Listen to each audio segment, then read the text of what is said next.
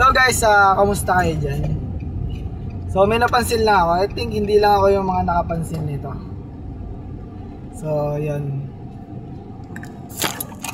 Pansin ko lang habang nag-upload ako ng videos, nakita ko yung mga views. So yan, sa video ko napakaraming views. And meron lang siya mga 1, 2 or basta ko konting reaction kaysa sa views. So ano bang aral yung pwede nyo makuha dito? Lagi nyo tatandaan guys na maraming taong nanonood sa inyo, pero lahat yun hindi ka gusto. Okay? Gusto lang nila maging update kung anong meron ka ngayon, kung ano achievement mo ngayon.